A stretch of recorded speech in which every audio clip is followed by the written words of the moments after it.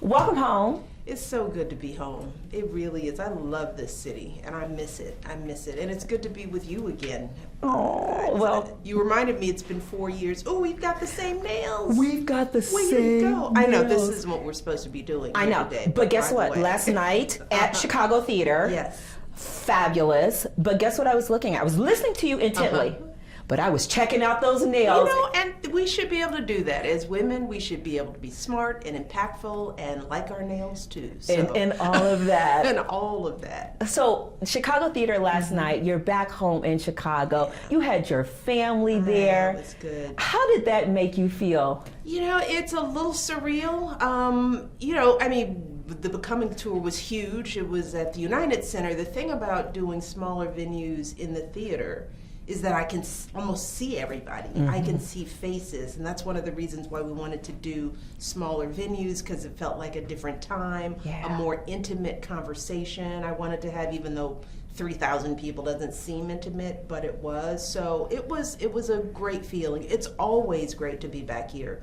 We can't wait until the foundation is finished, when the building is done in 2025, and we can spend even more time here working. So it always feels like home. Always feels like home. You had Rashawn in the front row talking about he was a knitter. He had a lot of through nerve. that. Just raised his hand all bold. We were talking about knitting, just in case your viewers don't know, but Dave Letterman asked how many people knitted, and this young brother raised his hand in the front row, all big and bold, and I was like, "You knit?" And he was like, "Well, no, not actually." And it's like, Rashawn. You're right. Stop playing. Sit up there playing. Stop playing, it's Brett. very sweet. But I love that give and take with the audience. So it was a great night, and I'm looking forward to a great night tonight with Heather McGhee. More good conversation. She's a Chicagoan. My girl knows the South Side, so I'm excited to be in these conversations in my hometown. In your hometown. I know. Well, we are excited to have you, and I think you heard that last night. So let's talk about it, because like you said, the last time we were together, it was about becoming. Yeah. You were exhaling from that time in the White House. I feel like the light we carry, I mean, like you said, it was born out of the pandemic. Yeah. We've gone through an insurrection, a global pandemic, Black Lives Matter, civil rights movement, so much. And somehow through that, you're giving us tools and offerings on how to remember that we still have a light that we got to carry. Yeah. That's not easy for a lot of folks. How did you find that? How did you get through? You know, to be honest, I get through it because people ask for that guidance from me, right? Throughout the Becoming Tour, as you know, in addition to doing these arena tours, I was also talking to a lot of young kids in small community settings. You were with me at Whitney Young. Those kind of conversations where I get to hear where kids are coming from, our young people, what they're struggling with. I continue to do that and try to do it even through the pandemic. And our young people are struggling, you know, they're struggling with anxiety, they're struggling with how to overcome their fear. They want to know how do they overcome these feelings of being imposters in their own skin, not feeling seen. So I get asked these questions all the time, so I have to do the work, especially at a time when my mood was down. Watching the country unravel before our very eyes. I was in a low place just like everybody else. Right. And I had to find my light in order to be able to share it with the young people who are looking up to me, asking me how, when, how do we get here, how do I get out? So this book was born out of necessity for me to kind of pull myself out of the dark place and think about how do I do that? You know, when times are hard, because the world has seen us as a family, as leaders of the country, deal and grapple with some dark times all throughout my husband's administration and beyond. So we've had practice, sadly, at this. But I had to go in and be really conscious about what are the things that I do that bring me up. And the book is the result of that, trying to share that. We all have those tools, you know, but the older you get in life, that's where wisdom comes, because you can look over your life and say, well, I did master fear. You know, I did find a way, for example, to overcome some hard stuff and get on the other side of my fear. And what is that? For me, it was practice. It's the practice of facing the things that you're most scared of. And then I had to look at where that came from. So that took me back to my parents and what they learned, and my grandparents. So I was just going to ask you, how much of your childhood here on Euclid, on the south side of Chicago, helped you develop the tools that you use to get through? It is the foundation. My childhood, my upbringing, my parents, as I point out, and I point that out not just because it's my truth, but it's the truth for all of us. You know, when we get that first foundation that gets us through so much at our own kitchen tables, you know, if we're taught to be loved, if we are greeted with gladness in our own homes, that kind of stuff is what fills a kid up. Yeah. And it's an important reminder to us as parents, you know, particularly as we're grappling with what do we need to give our kids. You know, sometimes we give them stuff they don't even need. We focus on stuff. We're guilty about not having, you know, putting them in the best schools and having the best resources. We worry that we don't have what it takes to make our kids succeed because maybe we didn't get an education or we never had a chance to see what college was like. The point I make through my story is that Marion Fraser Robinson didn't have a whole lot of material stuff. My father was a city worker. We were poor. Right. You know, we lived in a small house, but what they gave us was a feeling of importance, a belief that our voices mattered at a very young age, a sense of an understanding of pushing through resilience. None of this has to do with money, but it's been the foundation for everything I've been able to do in my life. And I feel like we learned a whole lot more about Mr. Robinson. I feel like everybody knows Mrs. R, right? Yeah. But you talk a lot about your dad and what he was able to teach you and show you from his own disability. My father, as most people know, had multiple sclerosis. And I talk more about what it was like to grow up with a parent with a disability and the level of uncertainty that comes when the primary breadwinner in your life could at any minute fall and not be able to get up, who, you know, we had to make adjustments and be very adaptable as a family to make sure he could get to and from places. We learned that at an early age. So we were cautious.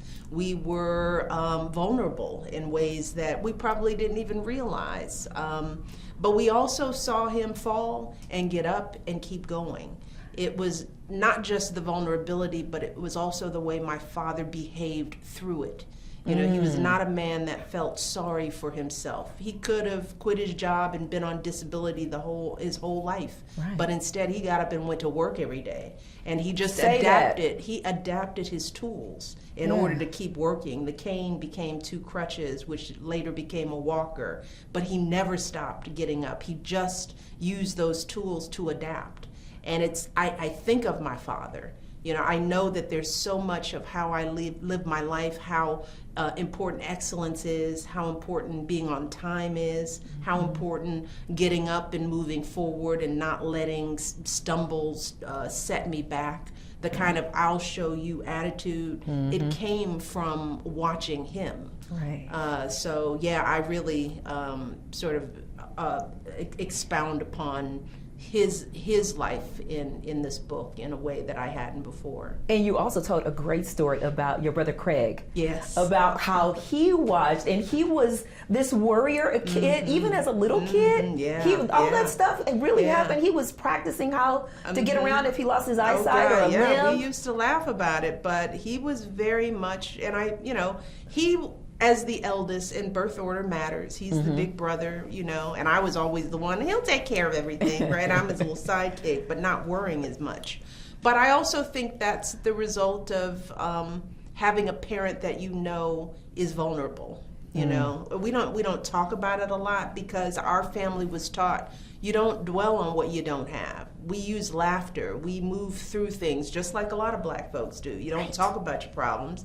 You just keep going. But as we've gotten older, we looked at some of the habits that we have. His tendency to worry, his tendency to, you know, take on so much in not just our family, but his friendships and his extended family. That's all a product of how we were raised, what we saw, you know, and those are the kind of things that I urge people to do as they seek seek out their tools, Yeah. looking at their family history, looking at the people and the stories that stay with them, the habits that we develop that we take for granted.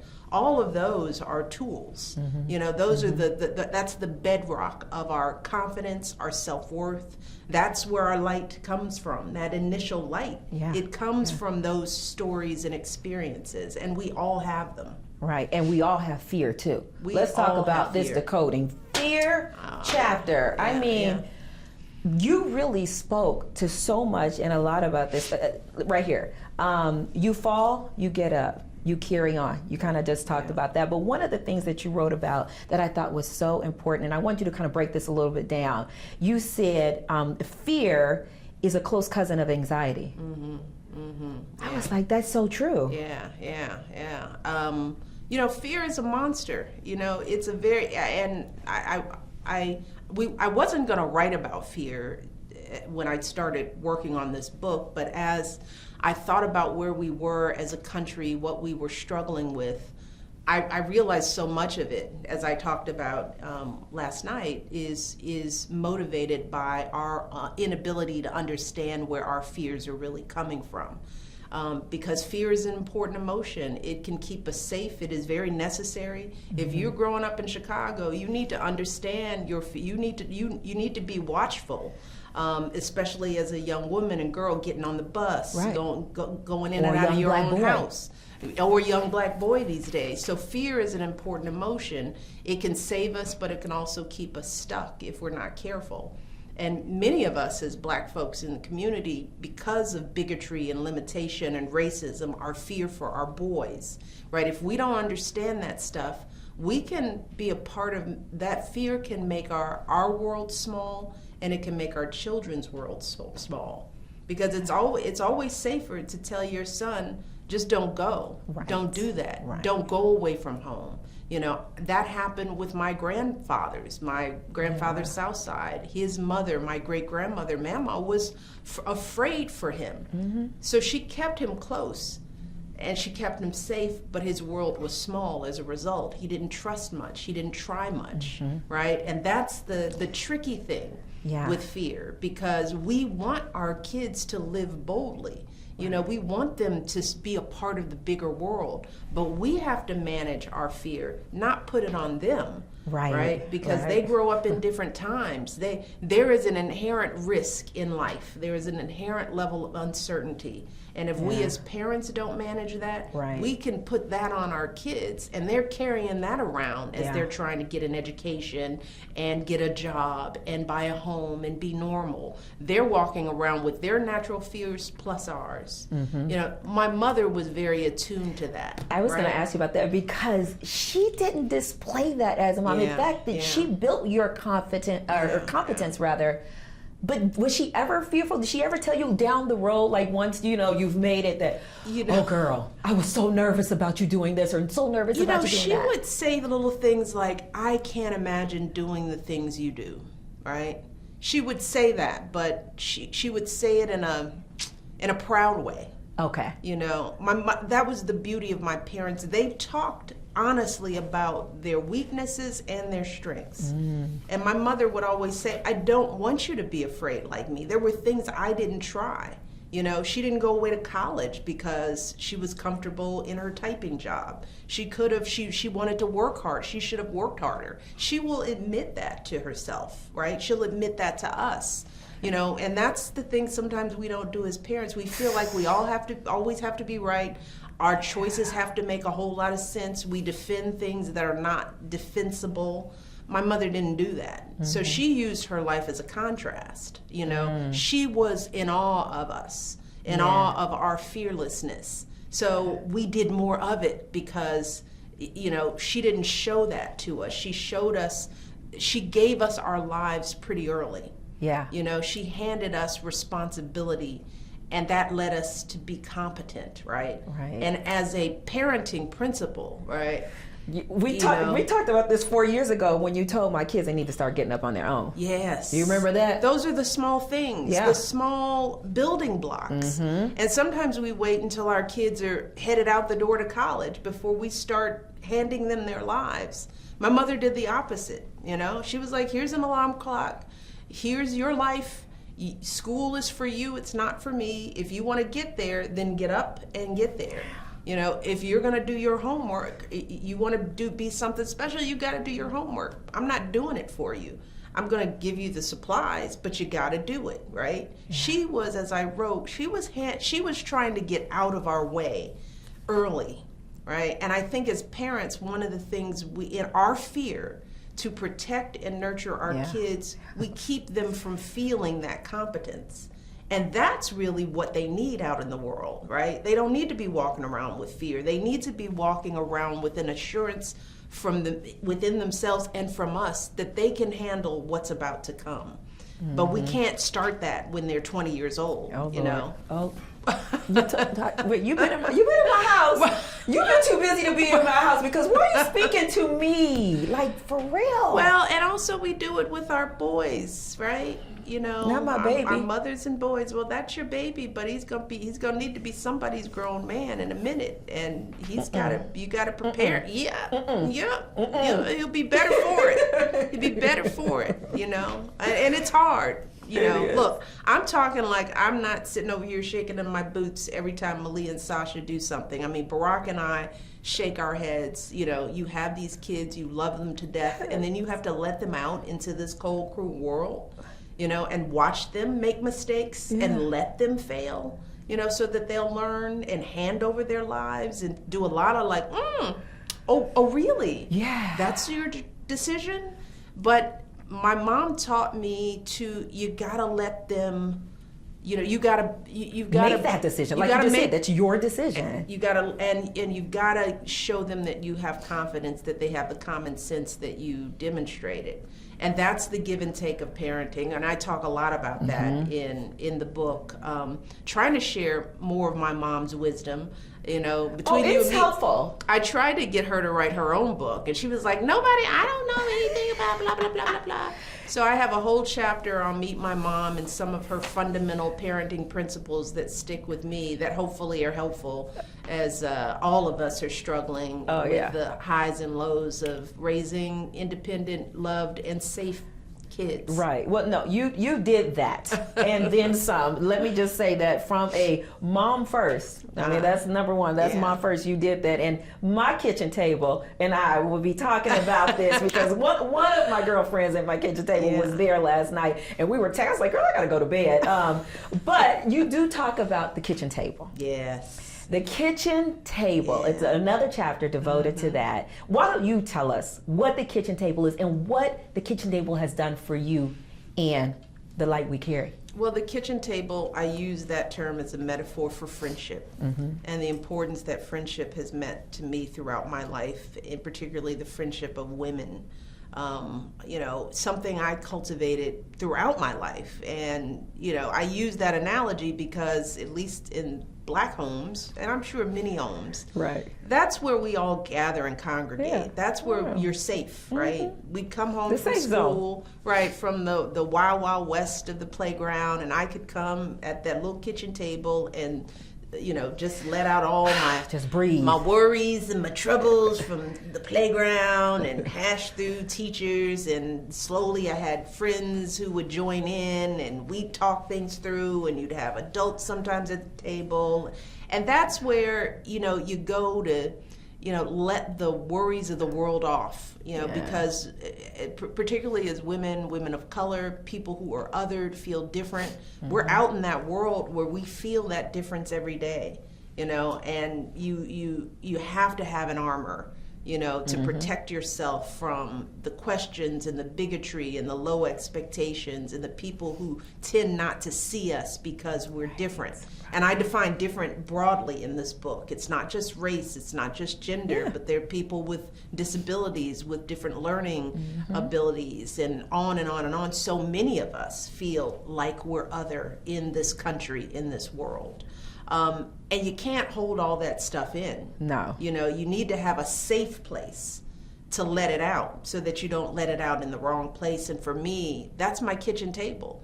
Those are the people that I have trusted since I was little, and I cultivate that table. Yes. You know, I read and I heard that you are quite the boss of the, not the boss, but like, you know, like you want. I'm a taskmaster. Yes. In terms of the deliberateness with which we gather. Yes. Right? Because I have to be.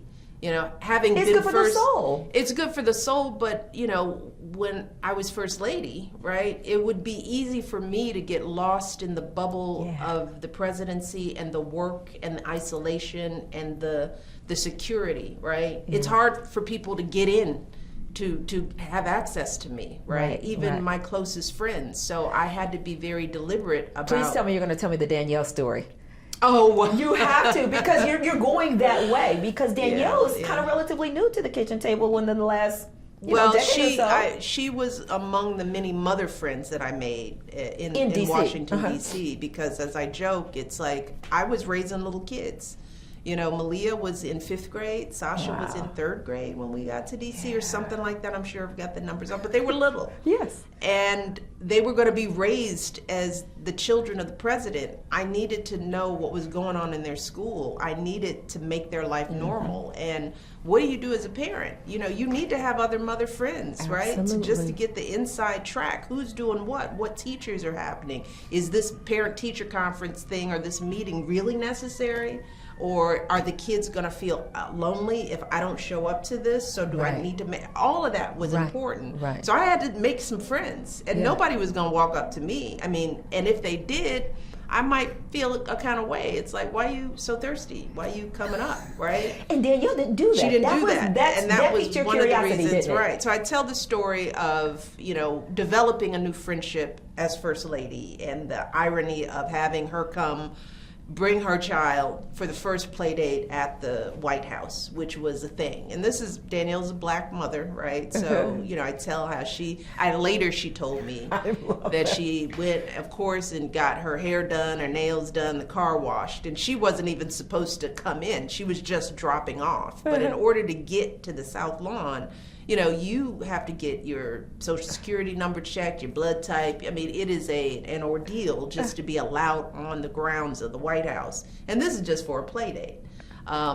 So I go down to greet her, just to make a long story short, and that's always a big deal when the president and the first lady leave the house into the protocol, outside. right? It's not protocol, right? But I was like, how do I let this kid be dropped off at a play date by an usher or an official? Yeah. That wasn't normal, and I was all about being normal. You know, after a play date, you greet the mother, because she's gonna want to know what happened up in there. Did my little girl do right in the White House? And I knew she needed to hear that, not from a third party, but from me as a mother. So I come down, and the security just descends upon the South Lawn, and she has to quietly and coolly pretend like this was all normal. And she did. To make a long story short, I was impressed by her cool, you know, and our friendship, you know, we kicked off a wonderful friendship from then on. But I have many other friends, mothers of the girls who are my dear friends now. And I tend to intermingle my friend group. So, you know, we would get together at Camp David on a regular basis. So my longtime girlfriends from Chicago, the people I met throughout my adult life who became my friends, we would all come together. And now they all know each other, which is important. Now there's fraction friend groups, huh? Well, exactly. Well, you know, somebody gets together with them. People call each other on their own. They go on separate trips. They, you know, a couple of friends, Danielle has a son, another friend of mine, Elizabeth, their sons have gotten to know each other because there was a lot of girls. So it's just, I like building community because we all need it, you know? Some of those friends were the wives of people in my husband's administration who were going through some of the same feelings of isolation or feeling like you got a spouse that's traveling and that sort of thing. So my kitchen table, those are my people. And I talk about it because I think we've lost the habit of friendship. And sometimes I was surprised reading studies at how lonely people are. You know, how difficult it is for some people to prioritize friendship. Friendship for me is a tool. And I think it's an important tool for all of us because we are not meant to do this life alone. No. It is too hard to try to raise your kids on your own without mother and parent friends to just, bat things off of. It's especially these last few years. Exactly. It is too hard to go through being an other when you don't have a community of safety that you can fall into. So what I'm telling people is friendship is not a thing you take for granted, right? It's not an extra. It doesn't come after career and children. It comes right up there, right? Because your people are going to be gone. Your daughter is already gone. Right. And your son will be gone in a minute. He will. All right, He's Val, trying to get he's let him go? He's gonna go, and if he doesn't, then that's a problem. then we're gonna be talking about something else. It's like he's still in the basement now. How old is he? Is he 30? So you don't want that. Is he 52 in the Is he 52 in the basement? We all had that uncle in the basement that didn't, in the back room, right? Oh, I know. Right in the family. You don't want him to be in the back room. Right. No, we do not want him to be in the back room. Okay, kitchen table. We saw Reverend Roberts do the special, and we saw Mrs. R come up to the kitchen table. Is Mr. Obama allowed at the kitchen table? Yes, but he's like a man. He doesn't understand how we can talk so much. He usually passes by the kitchen table, right? Because the kitchen table goes on for hours, sometimes days. So he, as a man, he's like, I can't talk that much.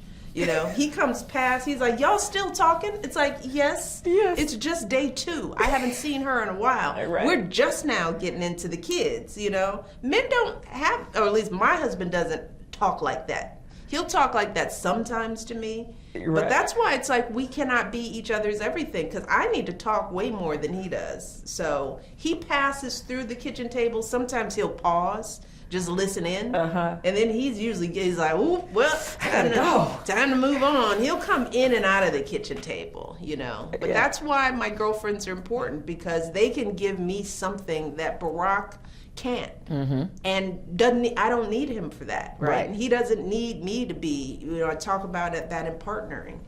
We don't need to be to each other's everything. That has worked for us over the years because the burden of being somebody's everything, it's a lot. It would be a lot, right? So we have to be whole people with our own friends and our own interests so that we can continue to go off and be our own individual people, but come together to share those differences, right? And I think sometimes people, can feel too dependent or they are looking to a partner to help them not feel lonely or to feel whole. When I try to tell my girls, the time that I want you to spend in your 20s is becoming whole people. Thank you. Whole women on your own. Thank you. All right, now, but that means they can't live in the basement. That includes your son. So don't be like, amen, and then you want him in the basement. Right. When we doing on your 10th book and we're sitting down doing that next interview, you like, how's next? Downstairs. No, I'm gonna get him out the house. I'm gonna let him go. Okay. But we have to talk about this notion of no relationship is 50-50. It went viral. You posted it. You talk about it a lot. Tell the folks. That's true. That's real talk. It doesn't seem that controversial to me. And I think any married couple would know that, right? Because nothing's 50-50. There's no point in time when everything is equal. And I just don't want young couples to set up that kind of, false idol in their marriage. I don't think we talk enough about the real of marriage. Right. And we don't prepare young people. We weren't prepared. And old people. No, it's true. 1 year in, it's time around. True. I think we've got to be open and and open within reason, right? Yeah. I mean, but I feel like people look at me and Barack as relationship goals.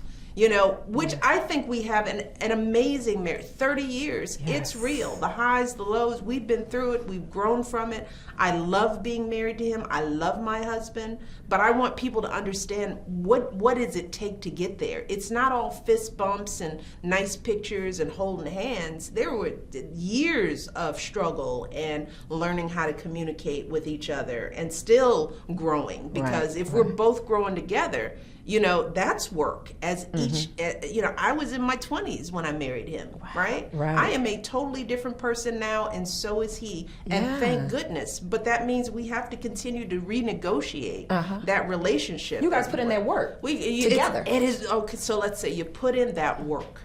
And I feel like too many young people quit when it's hard because they don't think it's supposed to be hard. And all I'm saying is that it is really hard. And it is often unfair, and it often requires you to compromise and to adapt in ways that all of life's uncertainties require. This book is Overcoming in Uncertain Times. Marriage is nothing but uncertainty, right? You know, Lord. You start together, and who knows what's going to happen.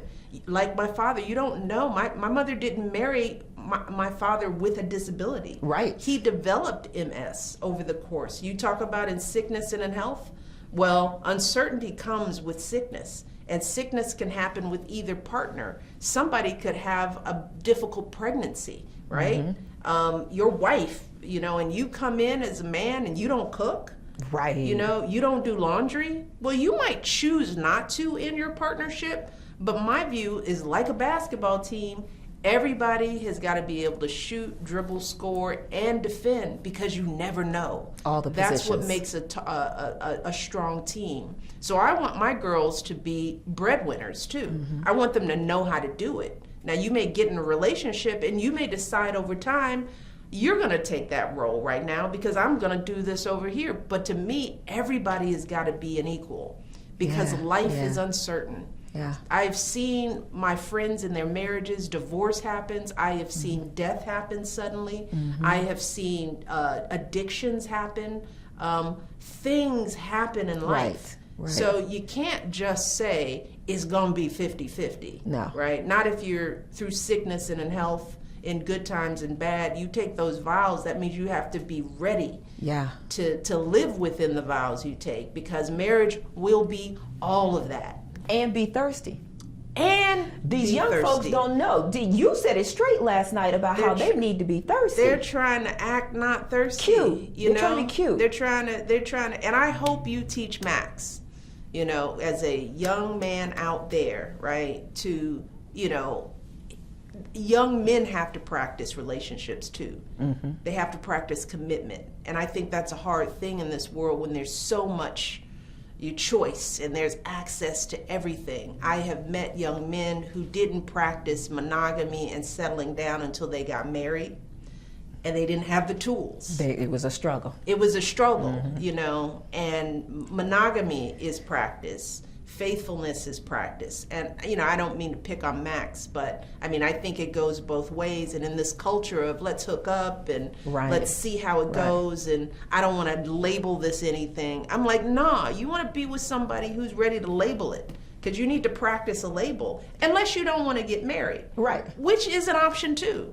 You All of know, that. not everybody has to get married. But if you choose to get married, if that's the dream, outside of the wedding and the dress and the, you know, the wish book that you've had and for the the ceremony event and the baby moon and the honeymoon. You better have been practicing some relationship commitment, right? Because you can't learn that on the job. Yeah. Because you get too panicked over it. So I talk more about that. It's all good. Well. I'm getting a hard rap, but I cannot let you go without going high. Yeah, in there.